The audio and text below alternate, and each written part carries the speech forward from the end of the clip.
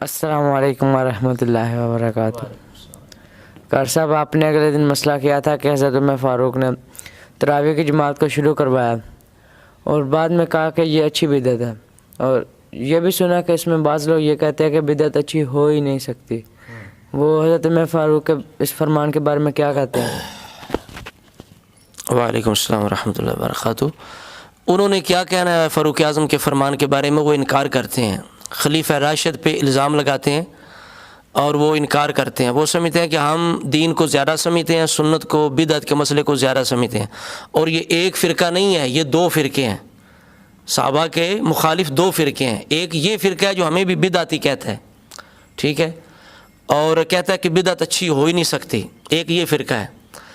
جبکہ سیدنا فاروق اعظم رضی اللہ تعالیٰ عنہ نے باقاعدہ نماز تراویح کی جماعت شروع کروائی۔ اس سے پہلے لوگ اپنی مرضی سے جماعت کرواتے یا نہ کرواتے یا الگ پڑھ لیتے، لیکن سیدنا فاروق اعظم رضی اللہ تعالیٰ عنہ نے لوگوں کو الگ الگ پڑھتے دیکھا، کوئی تنہا پڑھ رہا ہے، کوئی جماعت کے ساتھ، تو آپ نے کیا کام کیا کہ ایک امام کے پیچھے پابند کر دیا۔ اور اب اگر ساری دنیا میں مسلمان ہر مسجد میں ایک امام کے پیچھے پابندی کے ساتھ پورا مہینہ نماز تراویح ادا کرتے ہیں، تو یہ کب سے شروع ہوا؟ سیدنا فاروق اعظم کے دور سے، اور اس میں تمام صحابہ نے حضرت عمر فاروق کی تائید کی۔ مولا علی مرتضیٰ شیر خدا بھی موجود تھے، انہوں نے بھی تائید کی، ٹھیک ہے۔ اب تک پوری امت کا اجماع بھی ہے اس پہ، اور یہ لوگ پتہ نہیں کس منہ سے یہ کہتے ہیں کہ اچھی بدعت نہیں ہوتی، جبکہ فاروق اعظم نے یہ فرمایا کہ نعم البدعۃ ھذہ، یہ نماز تراویح کی جماعت کی پابندی یہ کیا ہے؟ اچھی بدعت ہے۔ جب فاروق اعظم فرما رہے ہیں اور امت کے علماء محدثین نے اس فرمان کو قبول کیا، بخاری نے قبول کیا، بخاری شریف کے اندر موجود ہے، اور انہوں نے بدعت کی تشریح اور توضیح کے اندر، تعریف کے اندر انہوں نے یہی فرمایا کہ حضرت عمر فاروق نے اگر یہ فرمایا ہے تو اس سے ثابت ہوا کہ ہر نیا کام برا نہیں ہوتا، ہر بدعت بری نہیں ہوتی۔ اگر وہ دین کے مخالف ہے تو بری بدعت ہے، دین کے مطابق ہے تو اچھی بدعت ہے۔ ایسا نیا کام جس سے دین کو فائدہ پہنچے وہ اچھا ہے، ٹھیک ہے۔ اب علماء نے یہ قبول کیا، لیکن یہ لوگ 11 مہینے یہ کہتے ہیں کہ بدعت اچھی نہیں ہوتی، بدعت اچھی نہیں ہوتی، بدعت اچھی نہیں ہوتی، لیکن جب رمضان شریف آتا ہے تو یہ خود اس اچھی بدعت کو اپناتے ہیں جس کو فاروق اعظم نے اچھا کہا، اور یہ سمجھتے ہیں ہم زیادہ فاروق اعظم سے جانتے ہیں، پھر کہتے ہیں نہیں فاروق اعظم نے یہ ایسے کہہ دیا، اچھی بدعت اس میں تو کوئی نیا ہے ہی نہیں، جماعت بھی نئی نہیں، نماز تراویح پڑھنا بھی نیا کام نہیں، کچھ بھی نیا نہیں، فاروق اعظم نے ایسے ہی کہہ دیا۔ پھر اس طرح کی باتیں کرتے ہیں۔ بھئی تم زیادہ جانتے ہو، جب فاروق اعظم کہہ رہے ہیں کہ یہ اس کے اندر یہ جو شکل ہے، پابندی ہے، یہ نہیں ہے، امت کے علماء بھی یہ کہہ رہے ہیں، تو تمہارے کہنے سے کیا ہوگا؟ کہتے ہیں نہیں، یعنی ادھر یہ انکار بھی کرتے ہیں، اقرار بھی کرتے ہیں، تو اس وجہ سے، اور اس اچھی بدعت پہ پوری امت کا اجماع ہے، تو معلوم ہوا اچھی بدعت ہونے پر پوری امت کا اجماع ہے۔ رمضان شریف کے مہینے میں آپ کبھی نظارہ کریں دنیا کا تو آپ یہ قبول کریں گے کہ واقعی بخاری شریف کے اندر جس عمل کو اچھی بدعت کہا گیا، پوری امت جو ہے، پورے عالم اسلام کے اندر لوگ اس بدعت پہ متفق ہیں۔ تو جب متفق ہے تو کیا ثابت ہوا؟ کہ بدعت اچھی ہوتی ہے۔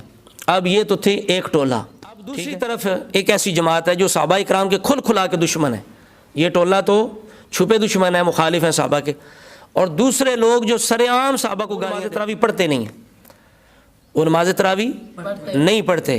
ہم پوچھے کیوں نہیں پڑھتے؟ کہتے ہیں یہ عمر نے شروع کروائی تو ہم اس لیے نہیں پڑھتے۔